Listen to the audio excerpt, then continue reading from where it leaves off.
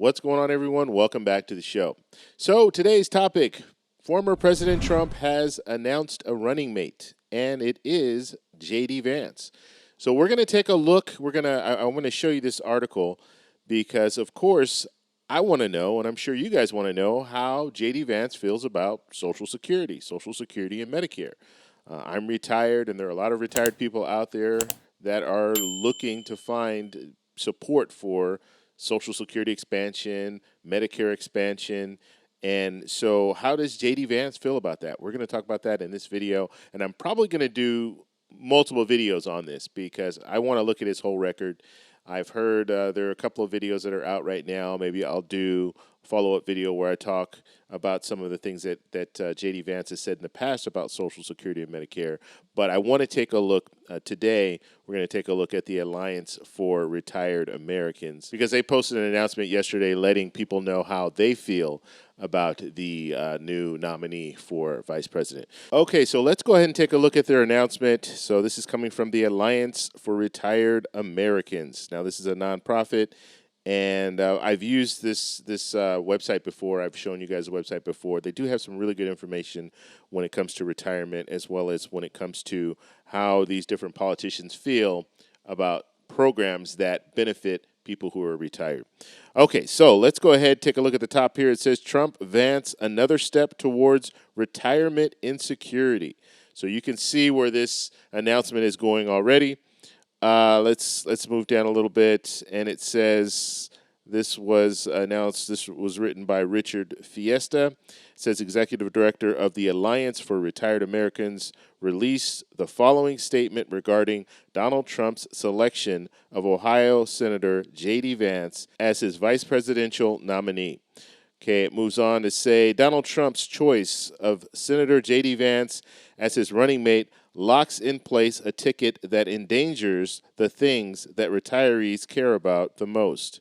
The protection and expansion, you notice how they say here, expansion, that's important, of their earned Social Security and Medicare benefits. And then it says, as a member of the U.S. Senate in 2023 and 2024, Senator Vance earned just a 13% lifetime pro-retiree score on the Alliance for Retired Americans congressional voting record.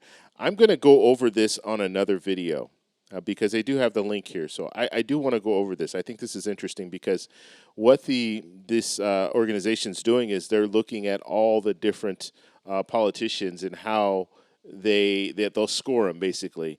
And it's something that I wanted to do in the past, but it's a lot of work, and they've done it. So it's a lot of work to look at look at the voting record of every congressperson.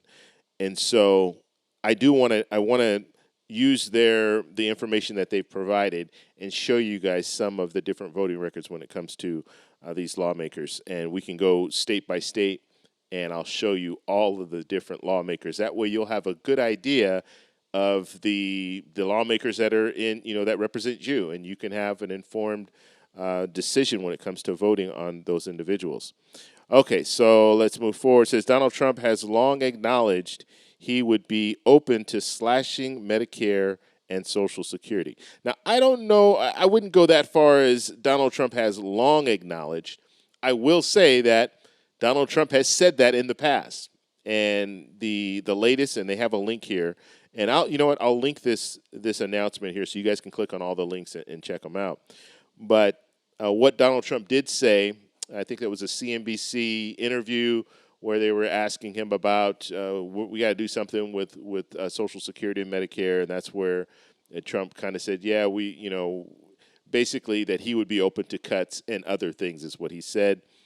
And then a couple of days later, he backtracked on that and said, no, I would never cut Social Security or Medicare. I would never do that. And this is a common, you're gonna hear politicians say this. I would never cut Social Security or Medicare when I'm in office, or I would never cut Social Security or Medicare. They could be telling you the truth, but if they do nothing, that cut is automatically going to happen. So that's the danger there. When you hear politicians saying, oh, well, I wouldn't cut Social Security and Medicare, but guess what? If I wait 11 years, it's automatically going to be cut. And then they'll just say, well, I didn't cut it. This, it expired. So I didn't, the trust funds ran out of money. So I didn't have an option. And so that's what's happening here. So that you have to listen to what they're saying. I want to hear politicians saying, I want to reform Social Security and Medicare. That's what we want to hear. We don't want to hear them just say, I would never cut Social Security or Medicare, because technically, and this, a lot of lawmakers, a lot of these politicians, they're lawyers. And so technically they can say, I never cut Social Security or Medicare. The trust funds ran out of money and it was automatic. Now we have to do something. So I'm going to try to not, so I'm going to try to make it so the cut is not as deep, but in essence, it's still going to be a cut. Okay, so just make sure you understand what these politicians are saying when they say, well, I would never slash or never cut Social Security or Medicare. Okay, so let's go back. Slashing Medicare, Social Security spending in a second term as president. And Senator Vance also supports cutting those benefits. Now, I have not heard JD Vance say that, but like I said, I haven't done all the research yet. And so I will get in there and do some more research. The link that they posted on here, this goes to the Ohio Democratic Party, and they talk a little bit more about it.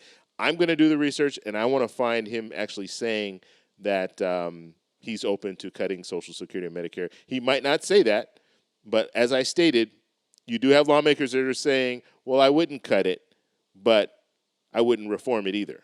And so that's where if you're not going to reform it, then you're going to see automatic cuts anyway. Okay, so it says here, the selection of Senator Vance as his running mate is another major step in that direction. And then it says Senator Vance has even supported ending Medicare's guaranteed benefits. Okay, so and I I don't have to read this whole thing because I will have a link so you guys can go ahead and take a look at it. But he wasn't in favor of the Inflation Reduction Act, and so basically with the Inflation Reduction Act, that required Medicare to negotiate for lower drug prices, so that's good. It also capped insulin at $35 per month, and then it also provided free vaccinations for Medicare beneficiaries.